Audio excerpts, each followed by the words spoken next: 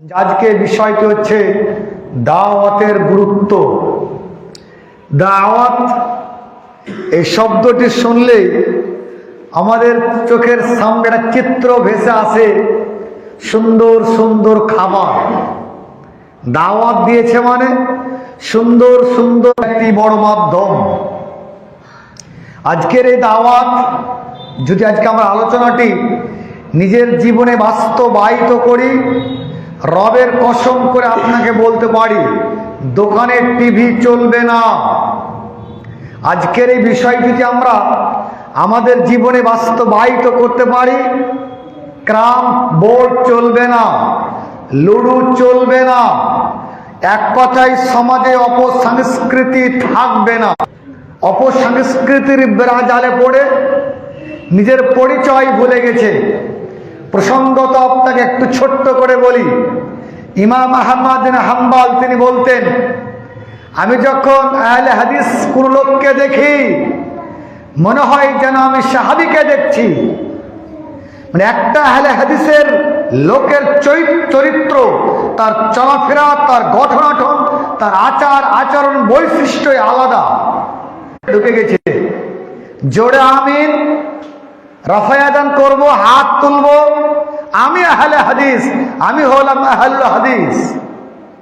সম্মানিত উপস্থিতি, আজ যদি আজকে আমরা দাওয়াতের এই গুরুত্বটি বুঝতাম, এর তাৎপর্য কি, দাওয়াতের কাজ করবে কে, দাওয়াতি কাজ না করলে ক্ষতি কি, যদি তিনটি পয়েন্ট আমরা জানতে পারতাম, আমার ছেলে বেনামাজি থাকতো না, আমার বাবা বেনামাজি থাকতো না। আজকে আমার ছেলে বেনামাজি, মূল দায়ী হলাম আমি নিজেই। আমার বাবা বেনামাজি, 98% বেনামাজি। তার আগে দেখি, আপনি চারজন লোক আছেন, এই চারটা মানুষ পুকুরের ধারে বসে আছেন। 4 বছর একটা ছেলে, 5 বছর একটা ছেলে পুকুরে কিভাবে পড়ে গিয়ে ডুবছে। 4টা লোক দাঁড়িয়ে দাঁড়িয়ে দেখছে। আপনাকে বলছি, বলুন তো এই 4টা লোক অপরাধী কি অপরাধী নয়? আমি দায়ী না? আমি দোষী না? আমরা এই 4 জন এই ছেলেটাকে হত্যা করছি। এখন আমরা এই 4 জন এই ছেলেটাকে হত্যা করছি, মারছি, এই 4 জন। তবে এই 4 জনের মধ্যে কোন একজন যদি ছেলেটাকে বাঁচিয়ে নিত, 3 জন বেঁচে যেত। একটা লোক ডুবে মরলে 4 জন দোষী। আমার সমাজে 98% লোক, 98% লোক আজকে জাহান্নামের পথের পথিক। 1 2 জন নয়, ওখানে 1 জন লোক ডুবেছিল, আমরা দায়ী ছিলাম 4 জন। আপনি জানেন আজকে ফজরের ঠান্ডা থাকা সত্ত্বেও যখন ইমাম সাহেব বললেন আসসালাতু খায়রুম মিনান নাওম, আপনার ঘুম হলো না, ইমাম ডাকলে চলো দেখি আমরা নামাজ পড়তে। কেন আসলে নামাজ পড়তে? মরলে জাহান্নাম যাব? কে জানি, হয়তো এখন যদি আমার বেটা যখন শুতে আছে, এটার কি হবে? আমার 14 বছর একটা ছেলে ওখানে যে শুয়ে আছে, তার কি হবে?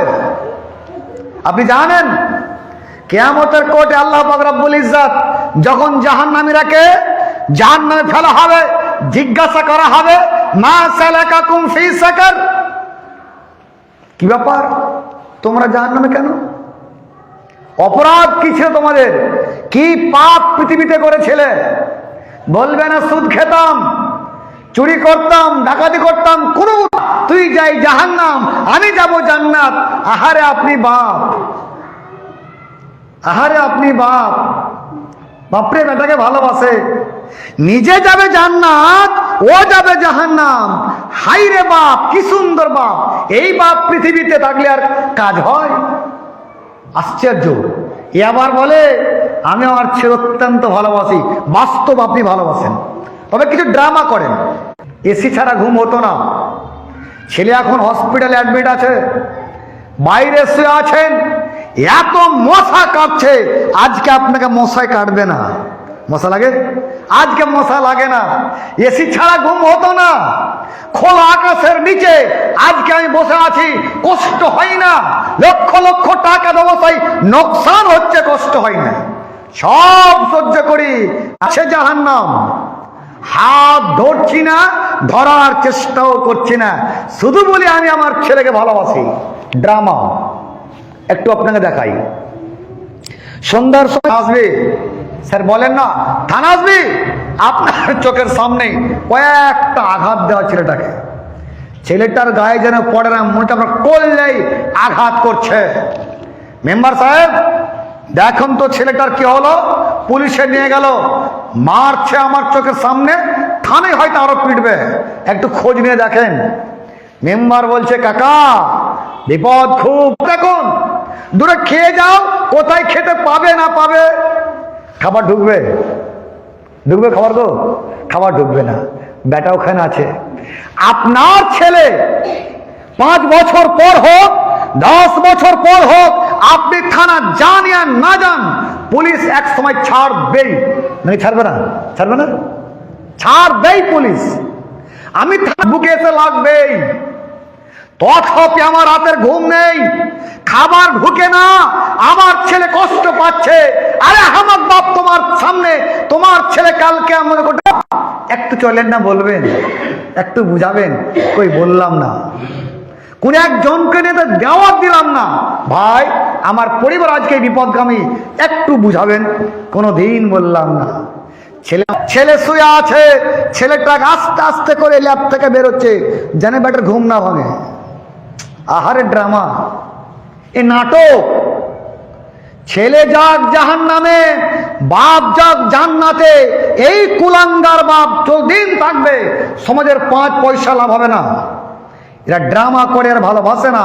সম্মানিত উপস্থিতি, বেটা তোকে খুব ভালোবাসি রে, বাপ না হয়ে বাপের বেটার বন্ধু হন, বাপ না হয়ে বেটার বন্ধু হওয়ার চেষ্টা করুন, ভয় দেখে নয়, ভালোবেসে ছেলেটাকে নিয়ে আসুন, দেখবেন ইনশাআল্লাহ আপনার কথা শুনবেই শুনবে, শুনে না 5 পয়সা আপনাকে মূল্য দেয় না। রব আপনাকে বলেছে শোনো আমি তোমাকে দেব। প্রতিদিন আল্লাহ আসমানে এসে আপনাকে ডাক দেয়, হে বাদি কুল্লুকুম যাল্লুন, পৃথিবীর সমস্ত আমার বান্দা পথভ্রষ্ট, ইল্লা মান হাদাইতা, ওই লোকগুলি ছাড়া আমি যাকে হেদায়েত দান করেছি। অতএব তোমরা আমার কাছে হেদায়েত চেয়ে নাও, আমি হেদায়েত দেব। তোমরা সবাই ক্ষুধার্ত, তোমরা সবাই বস্ত্রহীন, আমার কাছে চাও, তোমরা যা চাইবে তাই দেব। ছেলেকে পারি না, রবকে আপনি বলুন, রব কলিজার টুকরারে আজকে আমার বিপদ গাঁদে আমার ছেলে, হাত আর পাচ্ছি না সহ্য করতে, চোখের সামনে আমার ছেলে আজকে যাচ্ছে জাহান্নামের দিকে, রব তুই আমার ছেলেটাকে হেদায়েত করো। কই আল্লাহকে কোনোদিন বললাম না। শুধু বেটাকে জ্বর হলে কষ্ট পাই, এই ড্রামা ছাড়া কিচ্ছু নয়। হসপিটালে গিয়ে চোখের জল ফেলি, এই ড্রামা ছাড়া কিচ্ছু নয়, সম্পূর্ণ একটা ড্রামা। ভালোবাসার নামে বেটার সামনে নাটক করার চেষ্টা করিয়েন না। সম্মানিত উপস্থিতি, অন্তত এই ছেলেটাকে একটু দাওয়াত দিন, এই হলো দাওয়াত। চলুন বিষয়টা আরো একটা আপনার সামনে পরিষ্কার করার চেষ্টা করি। আল্লাহ বলেন সূরা ফুসসিলাত সূরা নম্বর 41 আয়াত নম্বর 33, প্রসিদ্ধ আয়াত, প্রসিদ্ধ আয়াত, ওয়ামান আহসানু কাওলাম মিম্মান দাআ ইলাল্লাহ ওয়া আমিলা সালিহান ওয়া ক্বালা ইন্নানি মিনাল মুসলিমিন। খুব প্রসিদ্ধ আয়াত, বহুবার আপনি আয়াত শুনেছেন। আল্লাহ বলছেন ওয়ামান আহসানু কাওলাম মিম্মান দাআ ইলাল্লাহ, পৃথিবীতে তার চাইতে ভালো কথা কার? সবচাইতে উত্তম কথা, সবচাইতে ভালো কথা দাআ ইলাল্লাহ, আল্লাহর দিকে মানুষকে আহ্বান করা, আল্লাহর দিকে মানুষকে আহ্বান করা। নামাজ পড়তে আসলেন, দাদা কতদিন আর এরকম করবেন, একটু ঠিক হন, দাওয়াত দিতেই পারি, বলতেই পারি, দাদা তুমি যে কাজটা করছো ঠিক না, এই কাজটা করো, দাওয়াত দিতে পারি। মানলো না আপনার কথা, নিরাশার কিচ্ছু নেই। আমি একটা লোককে একটা কথা বললাম, ভাই এই কাজটা করুন, ও কাজটা করলো। ও যদি আমার কাজটা 100% করে, আমি 100% সব পেলাম, 100% নেকি পেলাম। 50% করলো, 50% সব পেলাম। 20% করলো, 20% সব করলাম। বৃদ্ধাঙ্গুল দেখিয়ে দিল, আমার কাজ আমি করেছি, আমি 100তে 100ই পেয়ে গেছি, আমার ক্ষতি নেই। মানুষকে বলতে পারি প্রত্যেকটা মানুষের দাওয়াতি কাজ করা ওয়াজিব, প্রত্যেকটা মানুষের এই কাজ করা ওয়াজিব। তবে আমি হলাম কক ডাক্তার, অপারেশন থিয়েটারে ঢুকবো না। আমি কক ডাক্তার, অপারেশন থিয়েটারে ঢুকবো না। আমি যে ডিপার্টমেন্টে ডাক্তার সেই অনুযায়ী কাজ করব। অপারেশন করতে হয় পিত্তথলিতে পাথর, চলে যাও হসপিটাল, চলে যাও নার্সিং হোম, এরা MS যারা করা আছে তারা তোমাকে দেখবে। আমার দ্বারা ক্ষমতা নাই, আপনি যত দেন সেই অনুযায়ী। ফতোয়া আপনি তো যাবেন না, ফতোয়া ফারাই দেওয়ার আপনার কোনো প্রয়োজন নেই। যতটা আপনার জানা ততটা আপনাকে বলুন। ফতোয়া জিজ্ঞাসা করেছে, চলে যান MBBS এর কাজ, বড় শায়েখের কাজ, আপনি তাকে জিজ্ঞাসা করুন। আপনার যতটা কাজ সেই অনুযায়ী অন্তত মানুষকে একটু বলুন। ওয়ামান আহসানু কওলাম মিম্মান দাআ ইলাল্লাহ। সবচাইতে ভালো কাজ মানুষকে আল্লাহর পথে ডাকা, এর চাইতে ভালো কাজ পৃথিবীতে আর দ্বিতীয় নেই। সবচাইতে ভালো কাজ মানুষকে আল্লাহর পথে আহ্বান করা। আমার সমাজ আজকে তখন টিভি চলে, তাস খেলে, ক্যারাম বোর্ড চলে, সব চলে। গতকাল সন্ধ্যায় লাইভ হচ্ছে, প্রকাশ নাম বলছি না, গ্রামটার নাম বলছি না, এক ভদ্রলোক বাবা, তার ছেলের বয়স লগভগ 3.5-4 বছর। 3.5-4 বছর ছেলে অ্যান্ড্রয়েড ভার্সন মোবাইলে গেম খেলছে। বললাম, দাদা এটা আপনার কে? মাস্টার মশাই কি বলবো, এ আমার ছেলেটা খুব পারে গো, আর আমি জানা পারি, আমার বেটাটা পারছে, সব জানে গো, সব পারছে, সব খেলছে। এই বেয়াদব বাপকে বলতে হয় কি, তাস খেলা যেমন হারাম, অ্যান্ড্রয়েড ভার্সন মোবাইলে গেম খেলা তেমনই হারাম। ক্যারাম বোর্ড খেলা যেমন হারাম, অ্যান্ড্রয়েড ভার্সন মোবাইলে গেম খেলা তেমনই হারাম। লুডো খেলা যেমন হারাম, অ্যান্ড্রয়েড ভার্সন মোবাইলে গেম খেলা তেমনই হারাম। বাপের সামনে ছেলে আজকে মোবাইলে গেম খেলে, এই ছেলে বেয়াদব না হলে পৃথিবীর কোন ছেলে আর বাপকে লাথি মারবে? এই ছেলে বাপকে আগামী 30 বছর পর লাথি না মারলে পৃথিবীর কোন সন্তান বাপকে লাথি মারবে? এ তো লাথি খাওয়ার জন্যই সন্তানকে তৈরি করছে। সম্মানিত উপস্থিতি, দুঃখ আপনি নেবেন না, আমি আপনার দিনী ভাই, আপনার চোখের সামনে আপনার বেটা গেম খেলে, আপনি গৌরব করে বলছেন, মাস্টার মশাই আমার ছেলে সব পারে। এই ছেলে আগামীকাল ভবিষ্যৎ অন্ধকার, এর জীবন শেষ। স্যার কি বলবো, ছেলে মোবাইল না হলে ঘুমায় না, মোবাইল না হলে খাবার খাই না, অমুক করা তমুক করা, নানান কথা আজকে আপনি শোনাচ্ছেন। জন্মের পর থেকে ছেলেটা মোবাইল নিয়ে আসেনি, আপনি নির্লজ্জা বাপ এই ছেলেটার হাতে মোবাইল দিয়ে আজকে বলছেন ছেলেটা মোবাইল না হলে খাই না। দোষী তো আপনি।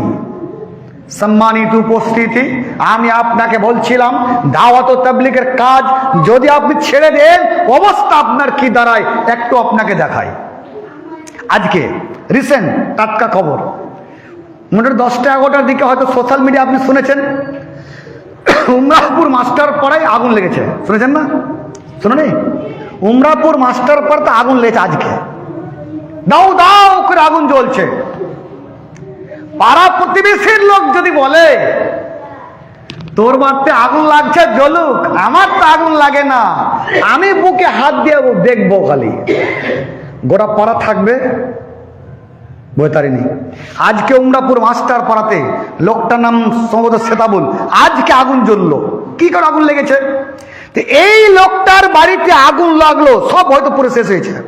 এই লোকটার বাড়িতে আগুন লাগলো, মাস্টার পাড়ার লোক যদি বলে তোর বাড়িতে আগুন জ্বলছে, জ্বলুক, আমার কি আছে, বুকে হাত বেড়ে শুধু দেখবো, গোটা পাড়া থাকবে। গোটা পাড়া দাউ দাউ করে জ্বলবে। 1 ঘন্টা 2 ঘন্টার মধ্যে ওর বাড়ি থেকে ওর বাড়ি, ওর বাড়ি থেকে ওর বাড়ি, তার বাড়ি থেকে তার বাড়ি, গোটা গ্রাম হয়তো জ্বলবে। ওই যে শুনেছিলাম ছোট্টতে একবার গোরসার আগুনে ফাঁসা পুড়ে, ওই রকম ভাবে গোটা গ্রাম জ্বলবে হয়তো। শত্রু থাকুক বন্ধু থাকুক যাই থাকুক, আজকে লোকটার বাড়িতে আগুন লেগেছে, ওর বাড়ি যেমন বাঁচানো প্রয়োজন আমার বাড়িও তেমন বাঁচানো প্রয়োজন। জান প্রাণ দিয়ে ওর বাড়িতে জল ঢেলেছি, আমার বাড়িটাও ভিজা ক্যাঁথা গোদলা আমি চালে চাপিয়েছি, ওই বাড়ির আগুন জানে আমার বাড়িতে না আসে। এখানেও ঢাকছি, ওই বাড়িতে জল ঢালছি, ওই আগুন জানে আমার বাড়িতে না আসে। আজকে যদি আপনি দাওয়াতের কাজ ছেড়ে দেন, তোমার ছেলে গোল্লায় যাক, তোমার ছেলে শরাব পান করুক, তোমার ছেলে মদ পান করুক, তোমার ছেলে এই কাজ করুক ওই কাজ করুক, আগামী কাল দেখবেন আপনার পোতা ওই ছেলেটার আগুনে আপনার পোতা দাউ দাউ করে জ্বলছে, জ্বলবেই। বাঁচার কোন গতি আপনার থাকবে না। আজকে যদি আপনি কাজ করা বন্ধ করে দেন, তোর ছেলে টিভি চালাচ্ছে চালাক, তোর ছেলে সিনেমা দেখছে দেখুক, তোর ছেলে আন্ডার ভার্সের মোবাইলে গেম খেলছে খেলুক, আমার দেখার কি আছে? আমি তো বাঁচবো। 20 বছর পর 30 বছর পর দেখবেন ওই ছেলেটার আগুন আপনার বাড়িতে ঢুকে গেছে। দেখবেন আপনার ছেলেও মোবাইলে গেম খেলতে শুরু করেছে, দেখবেন আপনার ছেলেও ওই ছেলেটার সঙ্গে ধরে বিড়ি টানতে শুরু করেছে। বাঁচার আপনার গতি নেই। সম্মানিত উপস্থিতি, অতএব এই দাওয়াতের কাজ যদি আপনি বন্ধ করে দেন, তার তো ক্ষতি হবেই, আপনারও ক্ষতি হবে। অন্তত নিজের বাঁচার স্বার্থে, নিজেকে বাঁচার স্বার্থে, নিজের বাড়িটা বাঁচার স্বার্থে একবার এই ফিল্ডে আসুন, এই দাওয়াত ফিল্ডে আসুন, মানুষকে হক কথা বলুন। ভাই তুমি যেটা কাজ করছো ঠিক না, একটু হিকমা অনুযায়ী বলুন, তবে আপনি সত্য কথা বলবেন, ঠিক আছে, তবে অবশ্যই হিকমা অবলম্বন আপনাকে করতে হবে। একটু আপনাকে দেখায়, মুহাম্মদ সাল্লাল্লাহু আলাইহি ওয়াসাল্লাম এক সময়তে পথিমধ্য দিয়ে হাঁটছেন, জনৈকা মহিলা কবরের উপরে বসে কান্না জুড়েছে। মুহাম্মদ সাল্লাল্লাহু আলাইহি ওয়াসাল্লাম বলছেন, বাবা কেন কান্না করছে এখানে কবরে? এটা কবর, কেঁদো না। মহিলাটি মুহাম্মদ সাল্লাল্লাহু আলাইহি ওয়াসাল্লামকে না চেনার কারণে উচ্চ বাচ্চ জাত তা ভাষা কথা তিনি বললেন, সব তিনি বলছেন। মুহাম্মদ সাল্লাল্লাহু আলাইহি ওয়াসাল্লাম সেখান থেকে চলে গেলেন। এখন তিনি যে বলতেন, এই বেয়াদব মেয়ে, আমি তোমাকে ভালো কথা বলছি, তুমি আমাকে গালি দিচ্ছ, মানে তোমার সাহস হয় কি করে? তিনি কিছু বললেন না, চলে গেলেন। চোখের সামনে আপনার বিড়ি টানছে, বিড়ি খাচ্ছে, তুই জাহান্নাম যাবি। ও এখন কি বলবে? সে তোর ব্যাপার কি? আমি জাহান্নাম, তোর ব্যাপার কি? না, এখন স্থান কাল পাত্র দেখে আপনাকে কথা বলতে হয়। চলো না নার্সিংহোমে একবার। ভালো মানুষ, পেটে পাথর, জ্বর নেই, জ্বালা নেই, কিচ্ছু নেই, পেটে পাথর, অপারেশন করতে হবে। আপনি অপারেশন ডাক্তার কাছে গেলেন, স্যার কি বাবা আমার পেটে পাথর, কাটেন, 7 কাটে, ভর্তি হও, ইউনিফর্ম পড়ো। 2 ঘন্টা 3 ঘন্টা আগে ইউনিফর্ম পড়াই না, কি জন্য পড়ায়?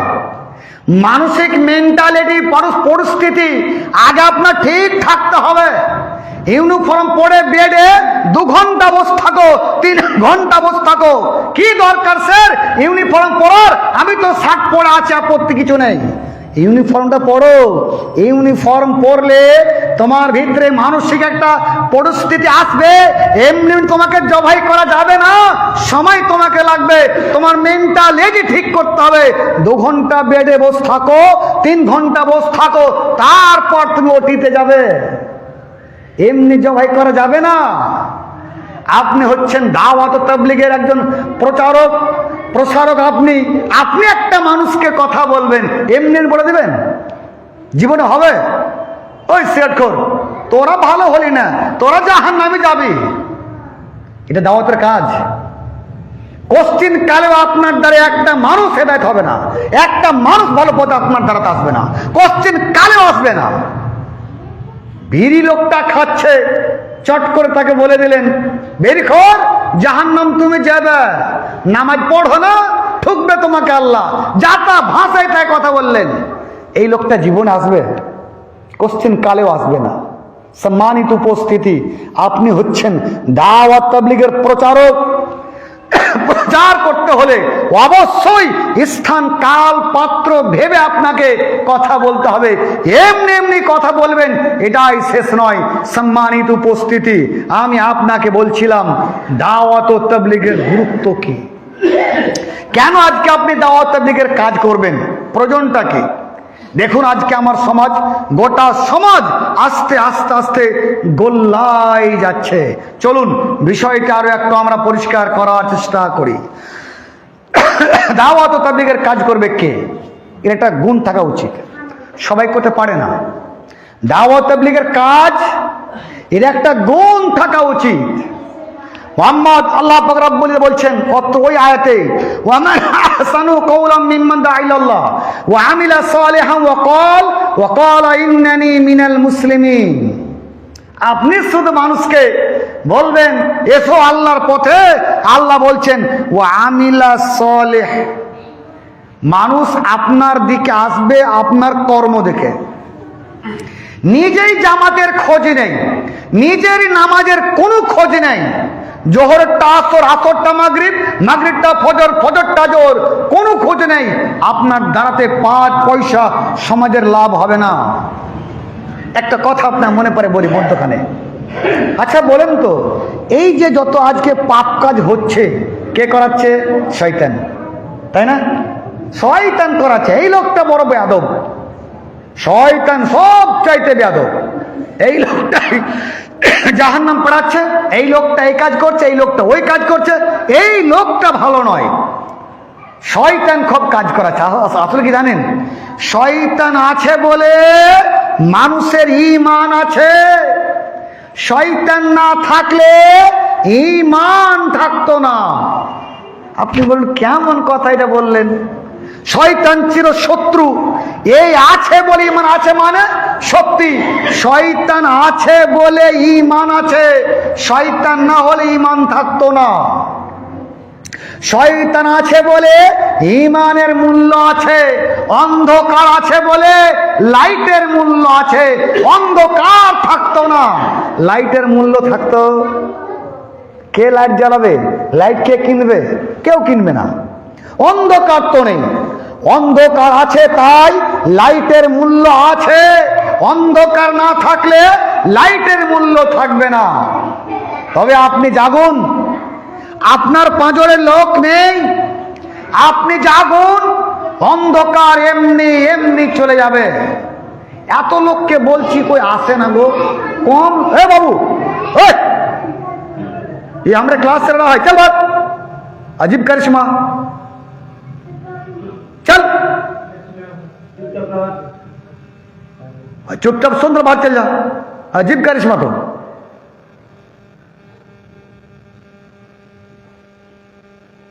আশ্চর্য ব্যাপার তোমার। তো তুমি কথা বলছো হয় কি করে?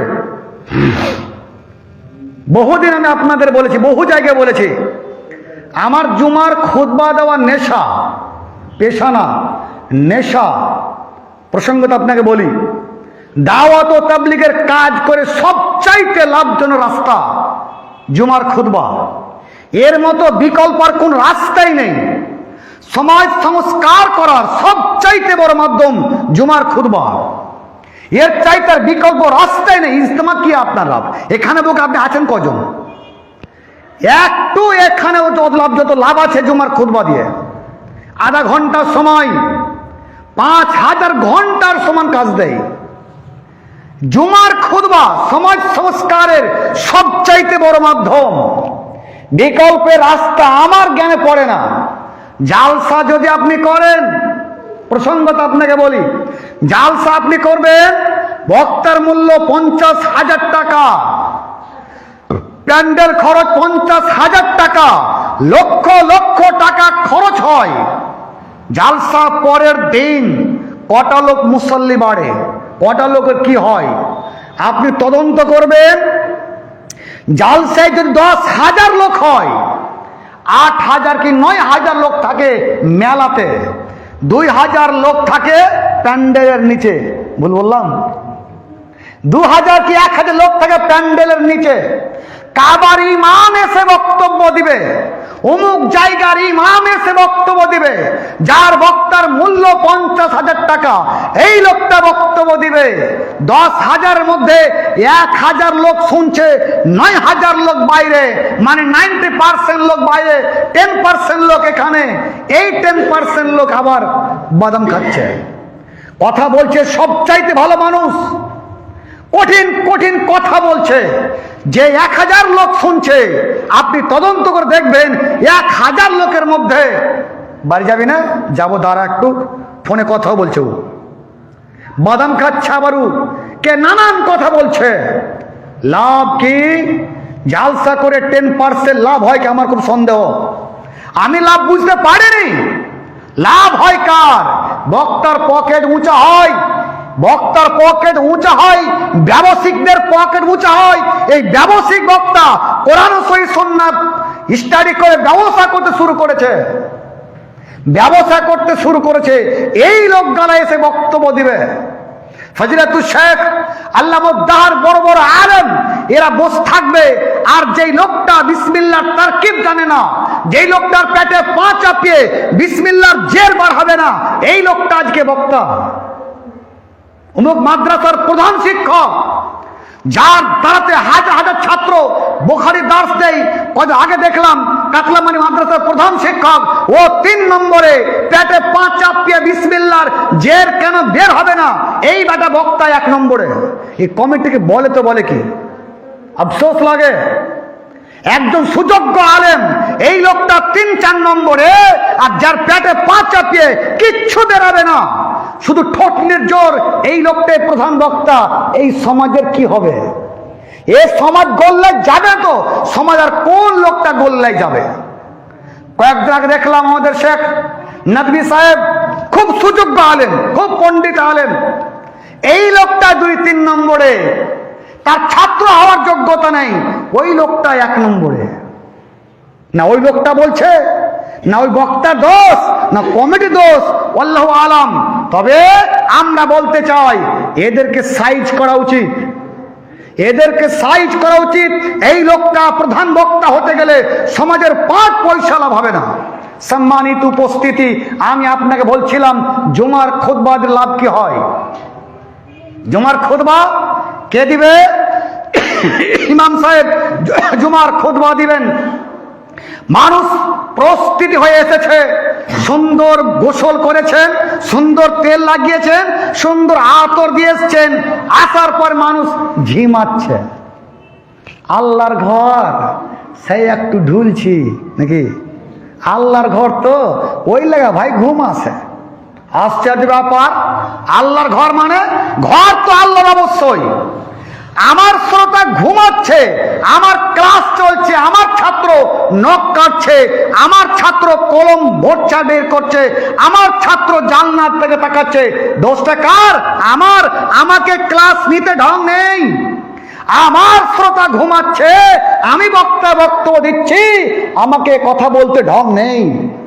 তাই আমার শ্রোতা ঘুমাচ্ছে। সম্মানিত উপস্থিতি, সমাজ সংস্কারের জুমার খুতবার দ্বিতীয় আর কোনো বিকল্প নেই। জুমার খুতবা সবচাইতে বড় মাধ্যম সমাজ সংস্কার করা। এখানের বাপের ক্ষমতা নেই মোবাইলে কথা বলা, এখানে ক্ষমতা নেই ওর কথা বলা, চুপচাপ বক্তব্য শোনা। কিন্তু বক্তব্য আমি ডেরমা মৌলবি দেব, আমি কিছুই জানি না, সবরটাই চাপলাম। সমাজের চিত্র দেখবেন, সবরটাই চাপলাম, আজান 1:45 শেষ করব, 8 ঘন্টা বক্তব্য।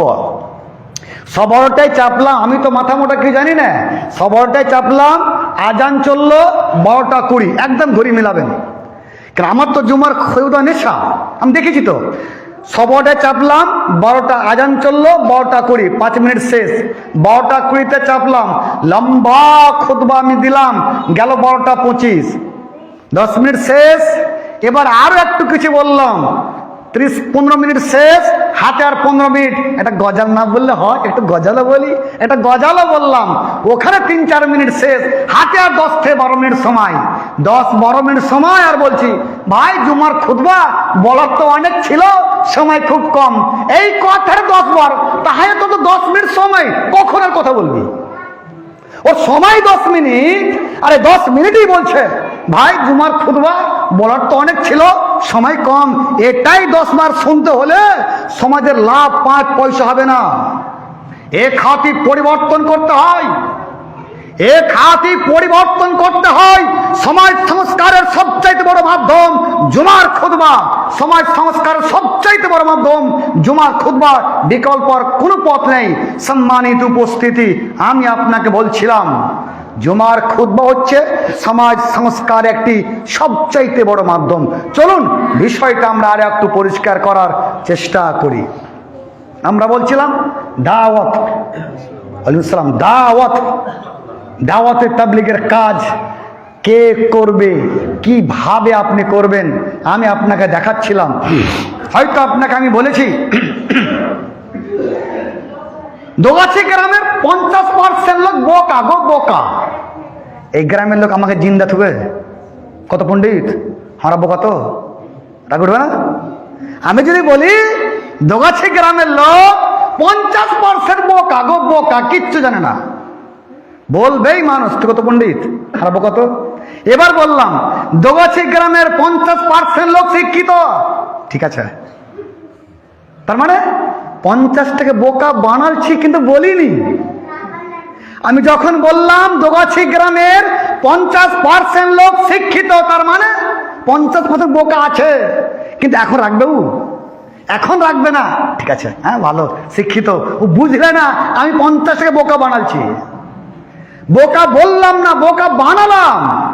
আমি আপনাকে বলছিলাম আপনি দাওয়াত ও তাবলীগের কাজ করবেন, আপনি প্রচার ও প্রসারক, খুবছে মনে কিছু নেবেন না, আপনি ঠান্ডা লেগায় তাই আপনি দাওয়াত তাবলীগের প্রচার ও প্রসারক, আপনি কথা বলবেন, ভাববেন না কি বলছেন, কার সামনে বলছেন, কে লোকটার গ্রেড কি, লোকটা কোন ডিপার্টমেন্টের, লোকটা চাষি না মূর্খ না শিক্ষিত না উচ্চ শিক্ষিত, লোকটা কি ভাববেন না আপনি, এমনি বলে দেবেন না লোকটা ডিপার্টমেন্টটা, ও লোকটা কোন ক্যাটাগরির, ক্যাটাগরি অনুযায়ী তাকে আপনি বলুন, তাকে দাওয়াত দেন।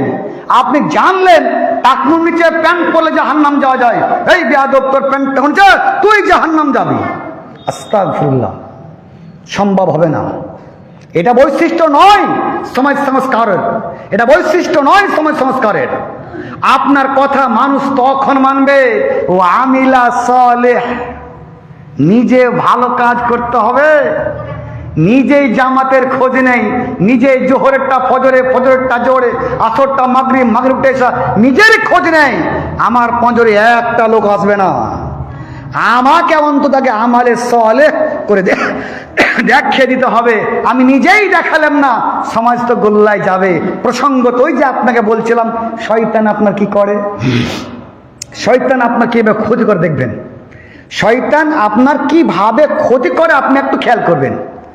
শয়তান আপনাকে বলবে না নামাজ পড়িয়েন না, বলবে না নামাজ পড়ো, আজান হলো ফজরের, আজান দিলে ইমাম সাহেব সে 4:40 হোক 49 হোক আজান দিলেন, 8 ঘন্টার সময়, অনেক সময়, এখন একটু ঘুমা, অনেক সময়, 8 ঘন্টার সময়টাকে ও আপনাকে দেখাবে 2 ঘন্টার সমান, অনেক লম্বা, একটু ঘুমা, অনেক লম্বা সময়, এখানে জামাত শুরু হয়নি, অনেকটা সময় দেখেন ঘুমাচ্ছেন মানে 8টা। ওই একটু ঘুমেই শয়তান চেয়েছিল নামাজ তো তুই পড়, ও নামাজ পড়তে মানা করেনি, কি বলছে ও একটু ঘুমাও, টেকনিক ও দারুণ, একটু ঘুমাও, যা মন ঘুমালছেন।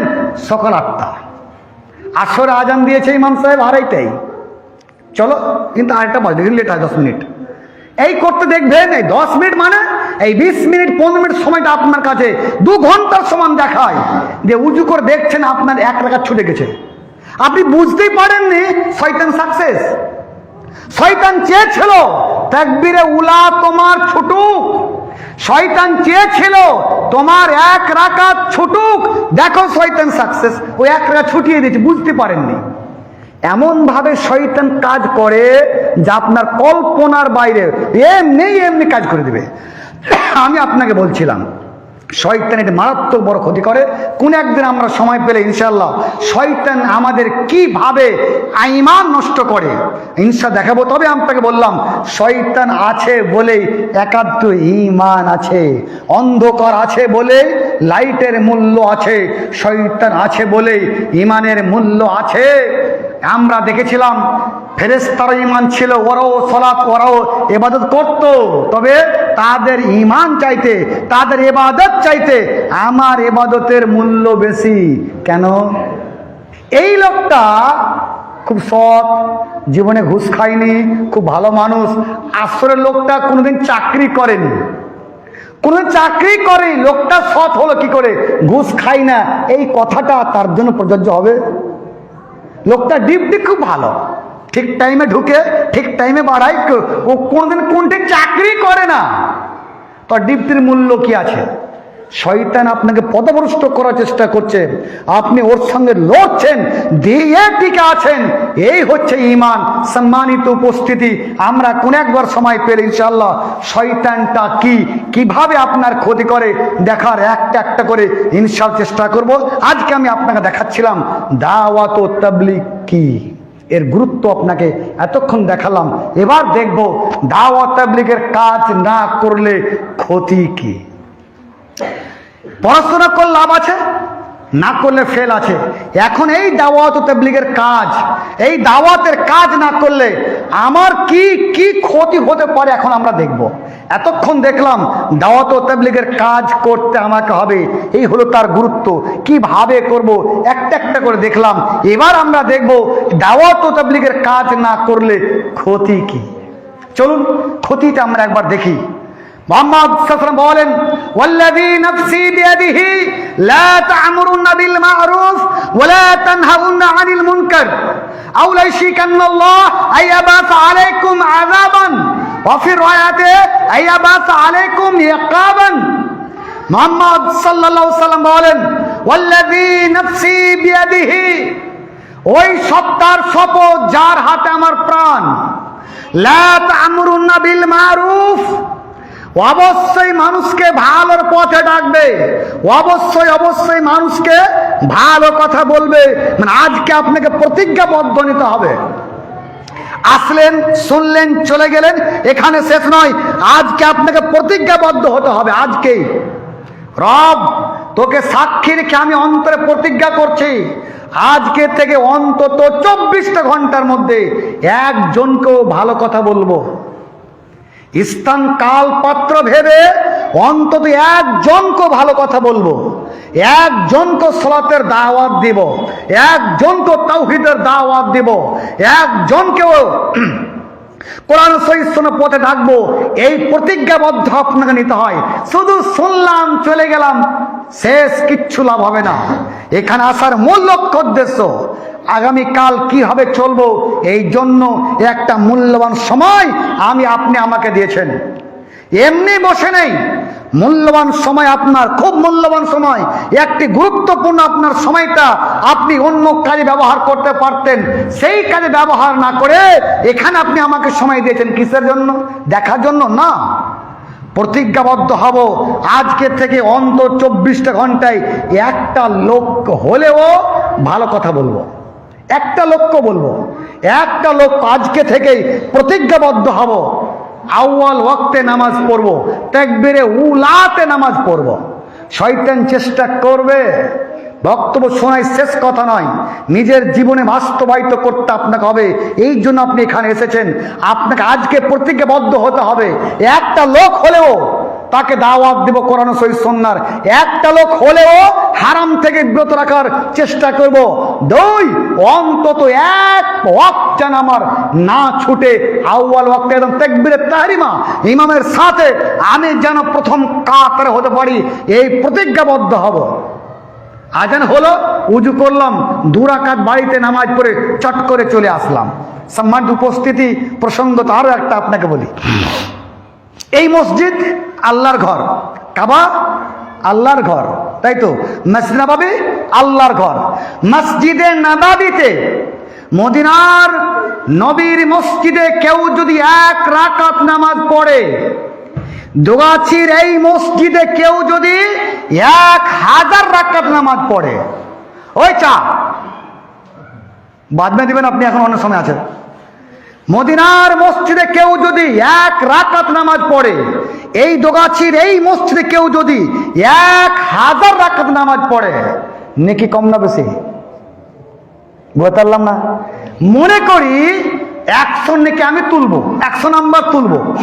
100 নাম্বার তুলতে হলে মদিনার মসজিদ নববীতে আমি যদি 1 রাকাত নামাজ পড়ি 100 নাম্বার পেয়ে গেলাম। কথার কথা বুঝার সুবিধার্থে, ওই 100 নাম্বার তুলতে হলে দোগাছির এই মসজিদে 1000 রাকাত নামাজ পড়তে হবে। কত রাকাত? 1000 রাকাত। তাহলে 100 রাকাতের সমান 1 রাকাতের সমান হতে পারে 1 রাকাত। আবার এই 1000 রাকাত না পড়ে আরেকটা জায়গা আছে, মদিনার মসজিদ নববীর চাইতে নামাজ পড়লেন নাকি বেশি, সেটা আপনার বাড়ি, সেটা আপনার বাড়ি। আসর আজান দিয়েছে, উজু করলেন, 2 রাকাত নামাজ পড়লেন, মসজিদে চলে আসলেন। এই সুন্নাত নামাজগুলি, নফল নামাজগুলি আপনি যদি বাড়িতে পড়েন, মদিনার মসজিদে পড়লে যেই নাকি তার চাইতে বেশি নাকি আপনার বাড়িতে সুন্নাত নফল নামাজ পড়লে। আমরা সেই সুন্নাত ছেড়ে দিলাম, আসলাম কোথায়? এখানে মসজিদেও তো চলবে সুন্নাত পড়া নাকি? তো মই তো পড়ছে, আপত্তি গো, এইটার মধ্যে আবার খারাপই কি আছে? তা আপনার বাড়ি তার পাশের বাড়ি ছিল, আপনি কি বলছেন ওর বাড়িতে এসি নেই, আমার বাড়িতে এসি হতে হবে? ওর বেটা সাইকেল চালায়, আমার বেটা সাইকেল চালাবে না, আমার বেটা মোটর সাইকেল চালাবে, ওর চাইতে আমারটা বেশি হতে হবে। দুনিয়াবি ক্ষেত্রে কত পণ্ডিত দেখুন, ওর বেটা সাইকেল চালায়, ওর বেটা মোটর সাইকেল চালায়, আমার বেটা 4 চাকা চালাবে, ওর চাইতে আমি কেন কম থাকবো? ওর সমান নয়, ওর চাইতে বেশি আমি থাকবো। ওর 1 তলা বাড়ি, আমার 2 তলা বাড়ি, ও রং করেছে, আমি পট্টি করব, ওর চাইতে বেশি হতে হবে। দুনিয়াবি ক্ষেত্রে বলি না, এটি তো কাজ চলছে, চলুক, ওর মতন হলি হবে। তখন তো বলিনি, তখন বলছি না ওর চাইতে আমারটার দাম বেশি থাকতে হবে। দুনিয়াবি ক্ষেত্রে আমি বড় পণ্ডিত, ওর চাইতে আমার সব চাইতে সবসময় ভালো হতে হবে। আর দিনের বেলায় কেন বলি, এইটাও তো চলবে, চলবে তো ঠিক আছে, উত্তমটা ছিল ওখানে। আমি আপনাকে বলছিলাম সম্মানিত উপস্থিতি, দাওয়াত ও তাবলীগের কাজ না করলে ক্ষতি কি? মুহাম্মদ সাল্লাল্লাহু আলাইহি ওয়াসাল্লাম বলছেন, ওয়াল্লাযী নাফসি বিয়াদিহি লা তা'মুরুনা বিল মারুফ, অবশ্যই মারুফের কথা বলবে। প্রতিজ্ঞাবদ্ধ হলাম অন্তত একজনকে ভালো কথা বলবো, আউয়াল ওয়াক্তে নামাজ পড়বো, তাকবীরে তাহরিমা ইমামের সহিত একদম তাকবীরে উলাতে নামাজে জামাত সহকারে নামাজ পড়বো, এই প্রতিজ্ঞাবদ্ধ অন্তত হই। এই 2টা বাক্য অন্তত আপনার জীবনে ফলো করুন, ইনশা দেখবেন আস্তে আস্তে সমাজ সংস্কার হবে। চলুন, মুহাম্মদ বলছে তারপরে ওয়ালা তানহাউনা আনিল মুনকার। দোকানে টিভি চলছে, বন্ধ করতে হবে। ক্যারাম বোর্ড চলছে, বন্ধ করতে হবে। তাস চলছে, বন্ধ করতে হবে। বেনামাজির সংখ্যা বেশি, বন্ধ করতে হবে। বেনামাজির সংখ্যা বেশি, এই সংখ্যা কমাতে হবে। এখন ওয়ালা তানহাউনা আনিল মুনকার, এই পথটা কঠিন, এই পথটা জটিল একটি পথ, খুবই জটিল একটি পথ। ভালো কথা বলছিলেন, কেউ আপনার প্রতি আঙ্গুল তুলেনি। যখন ওয়ালা তানহাউনা আনিল মুনকার, এই মুনকারের কাজ যখন করতে শুরু করবেন, আপনার এগেনিস্টে কিছু লোক দাঁড়াবে। মুহাম্মদ সাল্লাল্লাহু, শেষ কথা বলবো, মুহাম্মদ সাল্লাল্লাহু আলাইহি ওয়াসাল্লাম, শেষ করব ইনশাআল্লাহ ঠিক টাইমে। মুহাম্মদ সাল্লাল্লাহু আলাইহি সাল্লাম 40টি বছর যাবত মক্কার হিরো। কে তার সামনে কথা বলবে এমন? মক্কার হিরো, একদম সুপার পাওয়ার। তাই এত ভালো মানুষ, এত ভালো মানুষ, মক্কার হিরো, ওর মতো ভালো মানুষ পৃথিবীতে আর কেউ নেই মনে হচ্ছে। 40 বছর পার হলো, যেদিন মুহাম্মদ সাল্লাল্লাহু আলাইহি সাল্লাম পাহাড় উঠে বললেন, ইয়া সাবাহা হেল্প মি, আমাকে সাহায্য করো গো, আমি বড় বিপদে পড়েছি। মুহাম্মদ সাল্লাল্লাহু আলাইহি সাল্লামের তাই কথা শুনে মানুষ তার সাহায্যের জন্য এগিয়ে আসলেন। এবার তিনি একটি সুন্দর কথা বলছেন, শোনো। সবাই বলছে কি খবর? খবরটা বলছি, ঠিক আছে, এটা কথা শোনো। কি বলো? আমি যদি বলি এই পাহাড়ের পিছনে একটা দল তোমাদেরকে যে কোনো মুহূর্তে হামলা করবে, বিশ্বাস করবে? বলে কেমন কথা, তোমার মুখ দিয়ে কোনোদিন মিথ্যা শুনিনি, আজকেও তোমার কথা সত্য, তুমি সত্য বলেছো, আমি বিশ্বাস করব। একটু খেয়াল করুন, মুহাম্মদ সাল্লাল্লাহু আলাইহি সাল্লাম এইখানে তিনি একটি কথা উপমা পেশ করছেন, চট করে বীজ বপন করছেন না, মানুষের মগজ পরিষ্কার তিনি করার চেষ্টা করছেন। এখানে আর একটা বিষয় খেয়াল করুন, তিনি মিথ্যা কথা বলতেন না। আপনি সমাজ সংস্কারক হলে মিথ্যা কথা বলা পরিত্যাগ করতে হবে, মিথ্যা বলা ছেড়ে দিন আপনি। এবার তিনি বলছেন কুলু লা ইলাহা ইল্লাল্লাহ তুফলিহুন, শোনো এই কালেমা পাঠ করো, পরিত্রাণ পাবে। দেখলাম শত্রু বেড়ে গেল, অনেক ঘটনা ঘটছে। সর্বশেষ মুনকার কাজ আপনাকে একটু দেখাচ্ছিলাম। মুহাম্মদ সাল্লাল্লাহু আলাইহি ওয়াসাল্লাম বয়স 50 বছর, 50 বছর একটা বয়স্ক মানুষ, তার একথা একটু আপনি খেয়াল করুন।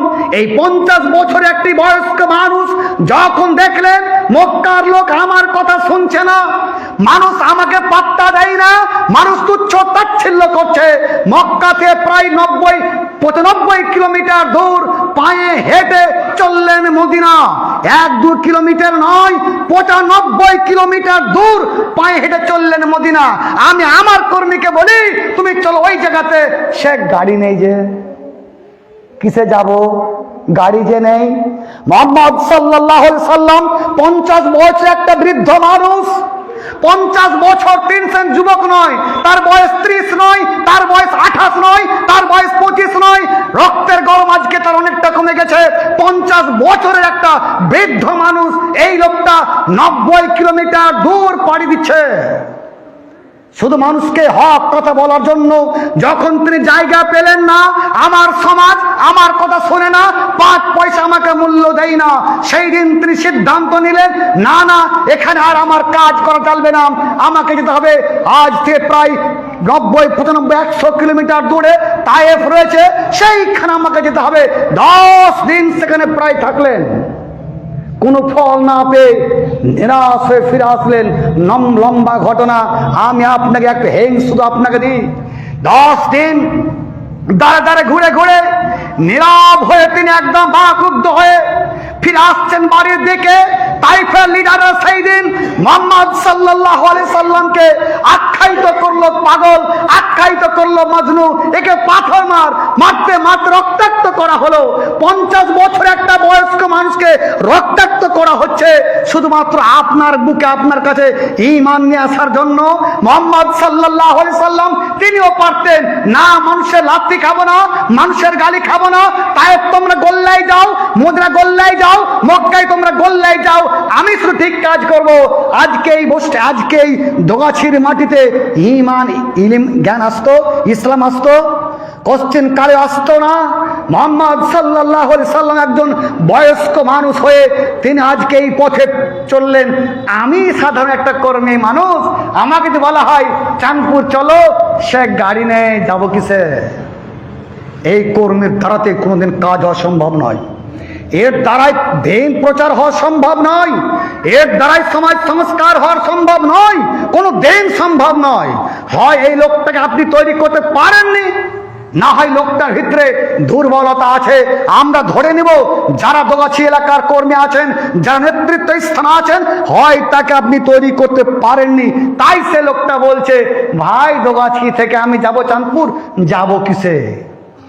ওর দরকার পড়ে চাঁদপুর যাওয়ার, ধলিয়ান যাওয়ার, ডাক বাংলা যাওয়ার, কোনো দিন আপনাকে বলেনি যাব কিসে। দরকার পড়েছে, টোটো পাইনি, হেঁটে গেছে।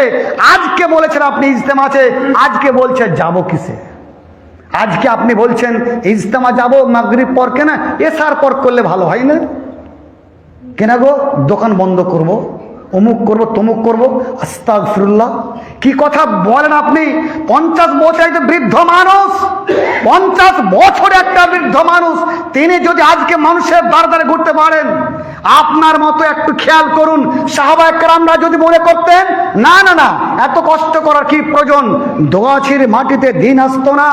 আজকে আপনি যে দাওয়াত তাবলীগের কাজ করছেন, যেভাবে মুনকারের কাজ করছেন, আগামী 20 বছর পর 50 বছর পর আপনার পোতা বলবে নামাজটা কেমন গো, কি নামাজ, চোখে দেখবে না। আপনার ছেলেকে আজকে বলুন চেরাক চিনো, আব্বা চেরাক কোনটা, চিনি না, দেখবেন চেরাক চিনে না।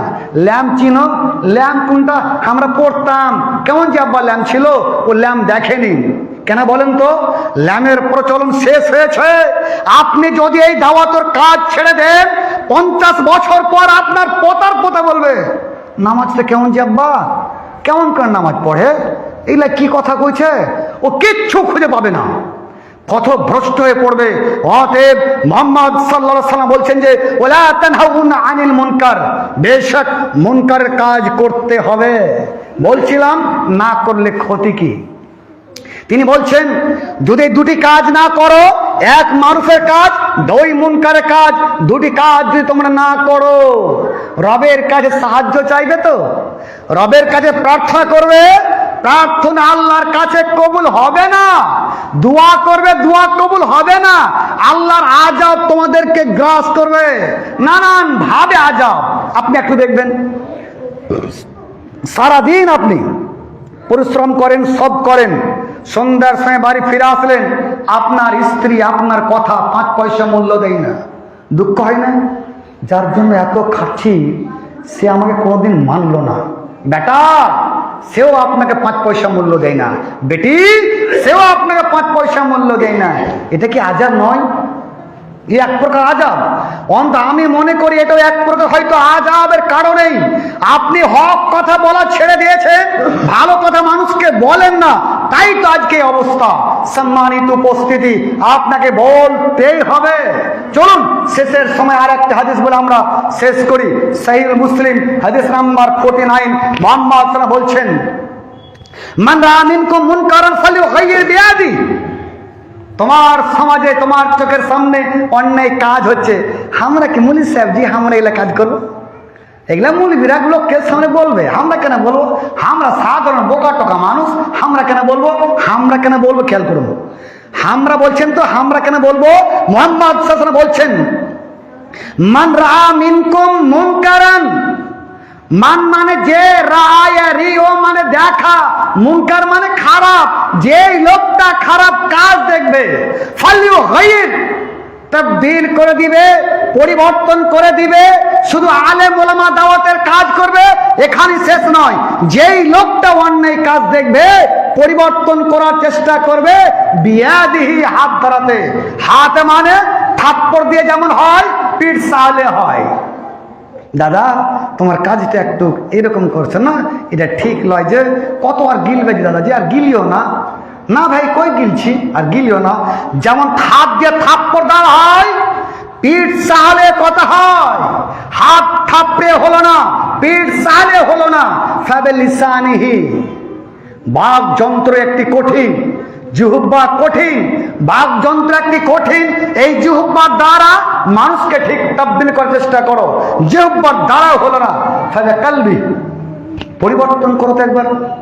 গোটা দোগাছিতে লটারি চলছে, কি করি বন্ধ করি? সব বেনামাজি, কি করে বন্ধ করি?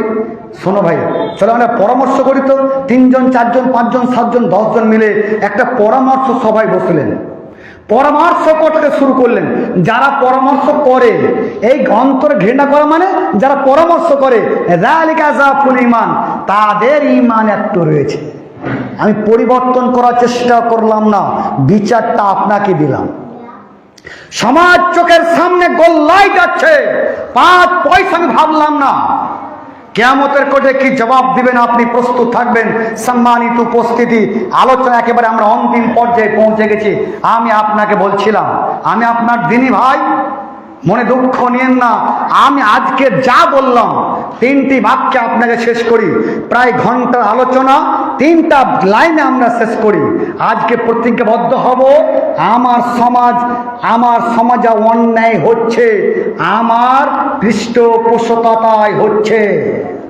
খাস করে যারা নেতৃত্ব স্থানে মানুষ আছেন, আপনার পৃষ্ঠপোষকতাই অন্যায় হচ্ছে। লোকটা মদ খেয়ে ঘুরছে, আপনার জন্যই ঘুরছে। লোকটা ক্যারাম বোর্ড খেলাচ্ছে, আপনার জন্যই খেলছে।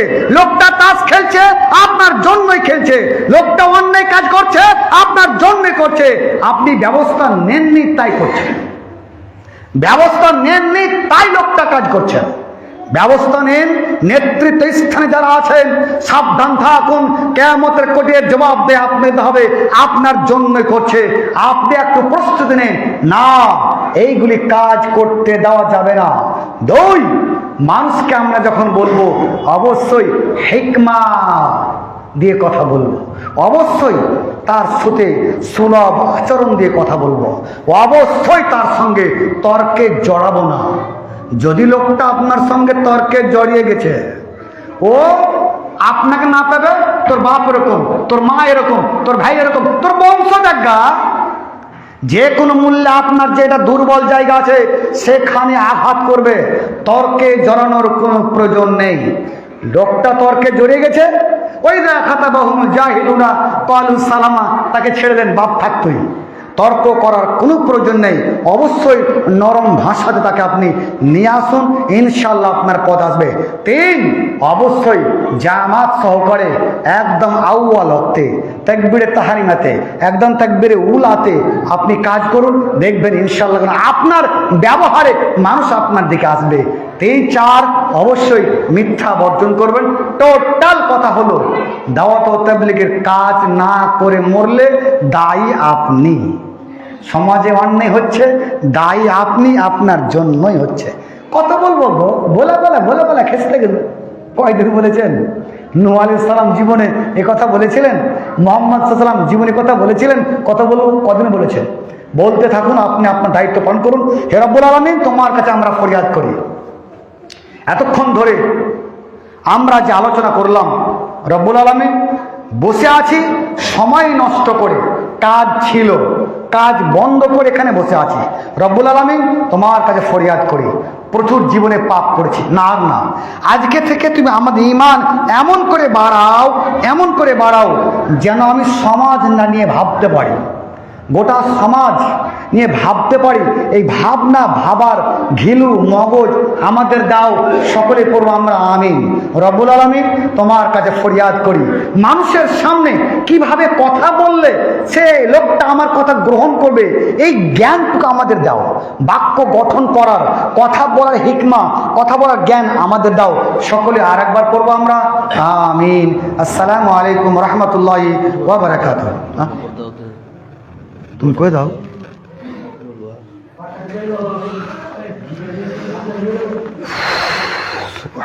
ওই বেহেদের সবকে চা দেবে ভিতরে লাই।